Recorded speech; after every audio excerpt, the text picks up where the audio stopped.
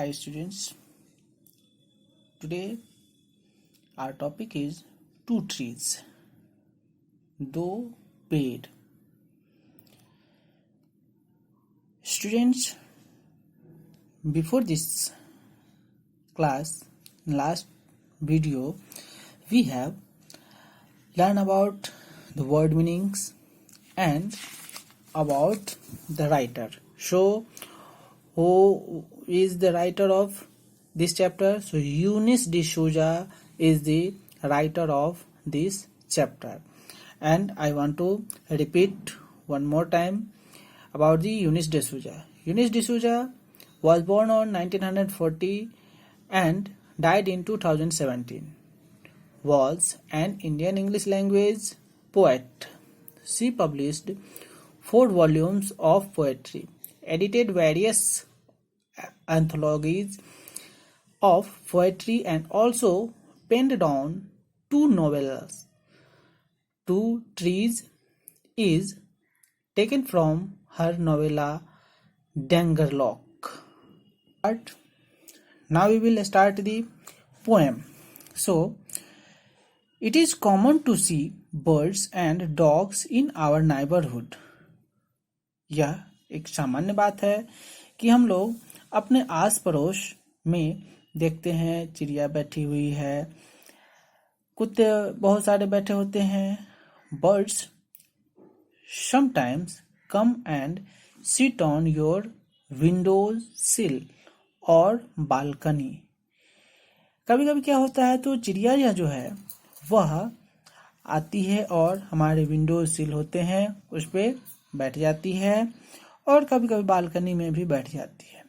And wake you very early in the morning. और जब सुबह यानी वो समय होता है सूर्य उगने से पहले का, दैट मीन्स बिफोर सनराइज.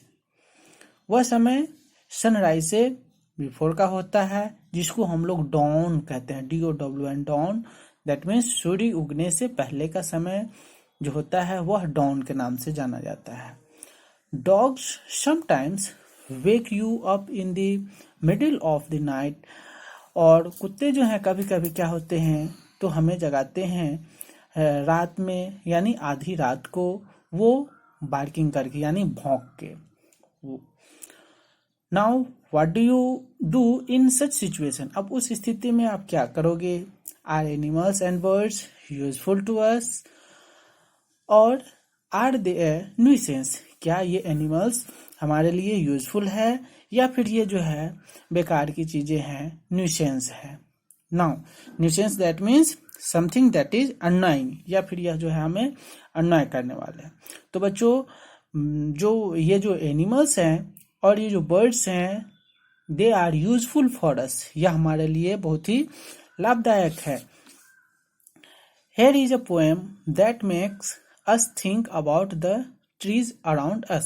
और यह जो पोएम है यह हमें हमारे जो चारों ओर जो पेड़ पौधे हैं, जो बगीचे हैं, जो गार्डन हैं उसके बारे में जो है उसके बारे में जो है ये सोचने पे मजबूर कर देते हैं. Like two trees and a garbage heap. यानी 2 पेड़ हैं, 1 पेड़ है पीपल का और सेकंड पेड़ है अशोका का. The garbage heap that means garbage heap untidy pile of food paper and other waste that we throw away. यानी कचरे के ढेर उसी पेड़ के पास है रखा हुआ. The garbage brings the barbet. और गार्बेज जो है brings barbet. That means large headed brightly colored fruit eating birds. Now the parrot love the people tree. और जो पैरट होते हैं वो जो तोते जिसे हम लोग कहते हैं वह जो है पीपल के पेड़ पे बैठना पसंद करते हैं. There is a Bulbul singing in the Ashoka. और एक बुलबुल जो पक्षी का नाम है वह जो है अशोक के पेड़ पे बैठ के और वह गाती है. Throw in sparrow. वहाँ एस्पैरो भी होता है, कौवा भी होता है, क्रो भी होता है, मैना भी होता है. You have your common city garden. और वह गार्डन जो है कहाँ है, तो तुम्हारा कॉमन सिटी का गार्डन है, यानी तुम्हारे गार्डन में, जो शहर में तुम्हारा घर है वहाँ एक गार्डन है, उसी गार्डन में, तुम्हारे गार्डन में ये सारी जो घटनाएं हो रही है। और यह जो पक्षी हैं ये वहीं बैठते हैं। You have your common city garden complete with pandemonium at dawn, और complete with pandemonium at dawn यानी सुबह का जो समय होता है वह सुबह के समय जब हम सोए रहते हैं तो उस समय जो है ये पक्षी आते हैं, उस पेड़ पे बैठते हैं और वो चहचहाना शुरू करते हैं और अपने मीठी आवाज़ों में जो है वह बात करना, चर्पिंग करना जो है, और जिससे जो है हमारी नींद जो है खुल जाती है। Now the lady on the third floor says, और वहीं उसी पेड़ के पास एक बिल्डिंग होता है जिसके थर्ड फ्लोर पे एक लेडी रहती है। वह लेडी कहती है we should cut down the trees, हमें ऐसा लगता है कि यह पेड़ जो है काट देना चाहिए, कटवा देना चाहिए, यहाँ से हटा देना चाहिए, क्योंकि she can't sleep for the noise, और इन चिड़ियों के चहचहाहट की वजह से, चिड़ियों के जो शोरगुल की वजह से वह सो नहीं पाती है। Lady you are a fingernail scratching a blackboard, lady तुम एक फिंगरनेल हो जो ब्लैक बोर्ड को स्क्रैचिंग कर रहे हैं। Now students, let me tell you the whole summary. The poem Two Trees, written by Eunice D'Souza.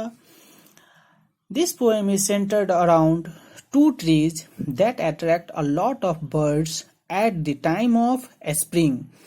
The spring makes the visibility towards the trees less and one could neither see what the bird keeps on its beak nor the pattern on the wing.